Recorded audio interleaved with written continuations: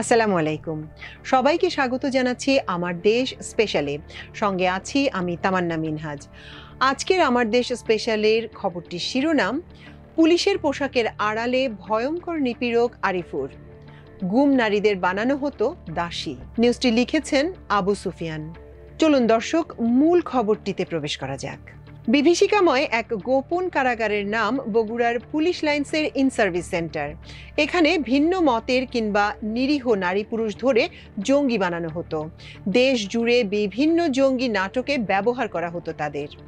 রাজধানীর কল্যাণপুরে জাহাজবাড়িতে জঙ্গি বিরোধী নাটক, পান্থপথে হোটেল ওলিওতে আত্মঘাতী বিস্ফোরণের গল্প কিংবা গাজীপুরের পাতারটেকে 7 তরুণকে হত্যা, সব ঘটনায় নিহত বা গ্রেপ্তার হওয়া ব্যক্তিদের বেশিরভাগই কোনো না কোনো সময় বগুড়ার পুলিশ লাইন্সের ইন সার্ভিস সেন্টারের গোপন কারাগারে ছিলেন।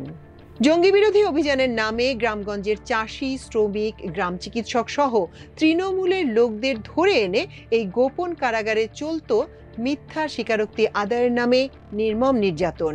কাউকে কাউকে ক্রসফায়ারের নামে হত্যা করা হতো। এই গোপন কারাগারে পুরুষদের পাশাপাশি ছিলেন অনেক নারী, বাদ যায়নি সন্তানরাও। নারীদের দিনের পর দিন গুম করে শারীরিক ও মানসিক নির্যাতন করতেন বগুড়ার তখনকার এএসপি আরিফুর রহমান মণ্ডল ও তার দলবল।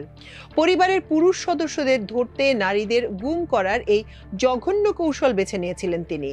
আর এই পালের গদা ছিলেন বগুড়ার সাবেক এসপি আসাদুজ্জামান, যিনি পরবর্তী সময় সিটিটিসির প্রধান হন।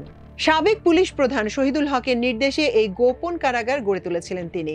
সেই কারাগারে নিরীহ লোকদের জঙ্গি ট্যাগ দিয়ে বিভিন্ন অভিযানে নিয়ে হত্যা করা হতো। অনেককে আবার ফাঁসানো হতো বিভিন্ন মামলায়। গণ অভ্যুত্থানের পর থেকে আসাদুজ্জামান পলাতক, আর আরিফুর রহমান মণ্ডলকে সংযুক্ত করা হয় বরিশাল পুলিশ রেঞ্জে। জানা গেছে, নারীদের বেঁধে রাখা, ঘুমাতে না দেওয়ার পাশাপাশি ধর্ষণ, শ্লীলতাহানি ও ক্রসফায়ারের ভয় দেখাতেন আরিফুর রহমান মণ্ডল। এছাড়া নারীদের গভীর রাতের ডেকে নির্জন কক্ষে জিজ্ঞাসাবাদের নামে বেধড়ক মারধর করতেন তিনি। এ সময় কোনো নারী পুলিশ পাশে রাখতেন না। সাজানো একাধিক মামলায় রিমান্ডের পর এসব নারীদের পাঠানো হতো কারাগারে। নির্যাতন থেকে রেহাই পাননি অন্তঃসত্ত্বা নারীরাও। নবজাতককে প্রকাশ্যে দুধ পান করাতে বাধ্য করতেন এই পুলিশ কর্মকর্তা। সেই নরক থেকে ফিরে আসা বেশ কয়েকজন নারীর সঙ্গে কথা হয় আমার দেশের। তাদের বর্ণনায় মেলে বগুড়ার গোপন কারাগারে নারীদের উপর চালানো নির্মমতার চিত্র। 2016 সালের জুলাই মাসে হঠাৎ করেই বদলে যায় গৃহবধূ মোহাম্মদ সাজেদা আক্তার সাথী, রোজিনা বেগম ও জান্নাতি আক্তার জেমির জীবন। প্রথম দুইজনের বয়স ছিল 22-এর কাছাকাছি, আর জেমির বয়স মাত্র 16। সাজেদা তার স্বামীর সঙ্গে টাঙ্গাইলের কালিহাতীতে থাকতেন। রোজিনা ও জেমি থাকতেন বগুড়ায়। সংসারে আর্থিক সচ্ছলতা ফেরাতে জেমি স্থানীয় একটি কুটির শিল্প প্রতিষ্ঠানে কাজ করতেন। এই 3 গৃহবধূকে 2016 সালে বাড়ি থেকে তুলে নেয় পুলিশ। এরপর চোখ বেঁধে তাদের নেওয়া হয় বগুড়া পুলিশ লাইন্সের গোপন কারাগারে। তাদের সঙ্গে ছিল 2 শিশু ও 1 নবজাতক। বগুড়ার গোপন কারাগারে সপ্তাহখানেক গুম ছিলেন তারা। এ সময় তাদের উপর চলে ভয়াবহ নির্যাতন। স্বামীদের সন্ধানে গভীর রাতে চলত জিজ্ঞাসাবাদ আর মারধর। যদিও এই 3 জনের স্বামীরা বগুড়ার সেই গোপন কারাগারেই বন্দী ছিলেন। পরে সাজেদা ও রোজিনার স্বামীকে ক্রসফায়ারে হত্যা করা হয়। জেমির স্বামী সাইদ আছেন জামিনে। 7 দিন গুম রেখে মামলা দিয়ে কারাগারে পাঠানো হয়েছিল 3 গৃহবধূকে। তাদের সবাই দীর্ঘ কারাভোগ করে জামিনে রয়েছেন। সবার বিরুদ্ধে জঙ্গি কর্মকাণ্ডে জড়িত থাকার অভিযোগ আনে পুলিশ। জেমির স্বামী সাইদ জানান, তার স্ত্রীকে 1.5 বছরের সন্তান সহ বগুড়ার বাসা থেকে তুলে নেওয়া হয়েছিল। তিনি বলেন, বগুড়া ডিবি গোপন কারাগারের ঘটনা মনে হলে এখনো শিউরে ওঠে আমার স্ত্রী। ভীষণ কান্নাকাটি করে। ওখানে নারীদের দাসী ডাকা হতো। সাইদের সঙ্গে গুম ছিলেন মাহফুজুর রহমান সোহেল নামে এক তরুণ। সাইদ জানান, সোহেলের স্ত্রী মোনাকেও এই গোপন কারাগারে রাখা হয়েছিল। পরে মাহফুজকে টাঙ্গাইলে ক্রসফায়ারের নামে হত্যা করে পুলিশ।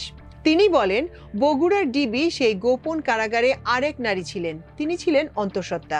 সেই নারীকে অনেক নির্যাতন করা হতো, ফলে পেটেই তার সন্তান মারা যায়।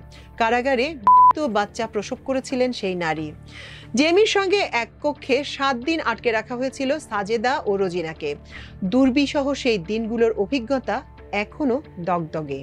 সাজেদা বলেন, আমার স্বামী টাঙ্গাইলে ব্যবসা করতেন। 2016 সালের জুলাই মাসে আমাদের বাসা থেকে তুলে নেয়। সেখান থেকে বগুড়ার ডিবি অফিসে রাখা হয়। নির্যাতনের বর্ণনা দিয়ে সাজেদা বলেন, একজনের পর একজন আসতো আর জিজ্ঞাসাবাদ করত। দিনে বা রাতে কখনোই ঘুমাতে দিত না, সব সময় দাঁড় করিয়ে রাখতো। গভীর রাতে আরিফ মণ্ডল আর এসআই জুলহাস সহ অন্যরা আসতেন। নারী পুলিশদের সামনে রাত 2:30-3টার দিকে আলাদা করে নিয়ে যেতেন। প্রথমে চড় মারতেন, আমার স্বামীর কর্মকাণ্ড সম্পর্কে জানতে চাইতেন, কিছু জানি না বললে লাঠি দিয়ে পেটাতেন। তিনি বলেন, এক রুমেই সবাই থাকতাম, পরে আমাদের সবাইকে একসঙ্গে কারাগারে পাঠাইছে। কারাগারে বসেই আমার স্বামীর ক্রসফায়ারের খবর পাই। রোজিনার স্বামী মোকসেদুলকেও ক্রসফায়ারে হত্যা করা হয়। 2019 সালের 23 জুলাই জামিনে বের হয়ে এখনো নিরাপত্তাহীনতায় ভুগছেন এই নারী। কারণ অভিযুক্ত পুলিশ সদস্যদের বেশিরভাগই এখন মুক্ত, তাদের কেউ কেউ গুরুত্বপূর্ণ পদেও রয়েছেন। রাজধানীর একটি মামলার রাজমিস্ত্রি কামরুল ইসলাম শাকিলের স্ত্রী রাশেদা খাতুনকেও গুম করা হয়েছিল। তার স্বামীকে দেয়া হয়েছিল জঙ্গি মামলা। তাকে না পেয়ে রাশেদাকে দিনাজপুরের রঘুনাথপুর গ্রাম থেকে তুলে নেয় পুলিশ। সঙ্গে ছিল তার 2 বছরের শিশু সন্তান। সে সময় রাশেদা ছিলেন অন্তঃসত্ত্বা। তাকে নেওয়া হয় বগুড়া ডিবি অফিসে। সেখানে চলে শারীরিক ও মানসিক নির্যাতন। 15 দিন পর 2017 সালের 18 জুলাই রাশেদা খাতুনকে একটি পুরনো মামলায় গ্রেপ্তার দেখিয়ে কারাগারে পাঠানো হয়। রাশেদা খাতুন জানান, স্বীকারোক্তি আদায়ের জন্য ঘুমাতে না দেয়া, শারীরিক ও মানসিক নির্যাতন সহ নানা কৌশল প্রয়োগ করা হয়েছিল তার উপর। অভিযুক্ত আরিফুর রহমান পরবর্তী সময় পদোন্নতি পেয়েছেন, বহাল ছিলেন গুরুত্বপূর্ণ দায়িত্বে। 2017 সাল থেকে 2020 সাল পর্যন্ত পরপর 4 বছরে তিনি 2টি বিপিএম এবং 2টি পিপিএম পদক লাভ করেন। বাংলাদেশ পুলিশের ইতিহাসে তিনিই একমাত্র কর্মকর্তা যিনি টানা 4 বছর এসব পদক পেয়েছেন। তথাকথিত জঙ্গি বিরোধী অভিযানের নামে গুম ও ক্রসফায়ারের জন্য নিরীহ লোকদের ধরে আনতে কমপক্ষে দেশের 50টি জেলায় কাজ করেছেন আরিফুর রহমান। শেখ হাসিনার পতনের পর সিরাজগঞ্জের পুলিশ সুপার আরিফুর রহমান মণ্ডলকে বরিশাল উপমহাপুলিশ পরিদর্শকের কার্যালয়ে বদলি করা হয়। এর আগে 2022 সালের 4 আগস্ট সিরাজগঞ্জ জেলার পুলিশ সুপার হিসেবে নিয়োগ পান তিনি। 25তম বিসিএস ক্যাডারের কর্মকর্তা আরিফুর রহমান ঠাকুরগাঁও জেলার সহকারী পুলিশ সুপার হিসেবে শুরু করেন কর্মজীবন। শেখ হাসিনার পতনের পরও আরিফুর রহমানের মতো পুলিশ অফিসাররা বহাল তবিয়তে রয়েছেন। এতে ভুক্তভোগী নারীরা জামিনে বের হয়েও আছেন আতঙ্কে। আন্তর্জাতিক অপরাধ ট্রাইব্যুনালের প্রসিকিউটর শেখ মাহাদি বলেন, Bogura police lines in service training সেন্টারে পরিচালিত গুমের বিষয়ে তদন্ত চলছে। এ বিষয়ে জানতে পুলিশ মহাপরিদর্শক বাহারুল আলমের সঙ্গে যোগাযোগের চেষ্টা করলেও তার বক্তব্য পাওয়া যায়নি। আরিফুর রহমান মণ্ডলকে মোবাইল ফোনে কল এবং খুদে বার্তা পাঠালেও সাড়া দেননি তিনি। প্রিয় দর্শক, আবু সুফিয়ানের লেখা এই স্পেশাল নিউজটির আজকে এ পর্যন্তই। আল্লাহ আপনাদের সবাইকে ভালো রাখুন, সুস্থ রাখুন এবং দেখুন, শুনুন, পড়ুন, অবশ্যই মন্তব্য করুন আমার দেশে। এতক্ষণ সঙ্গে থাকার জন্য অশেষ কৃতজ্ঞতা। আল্লাহ হাফেজ।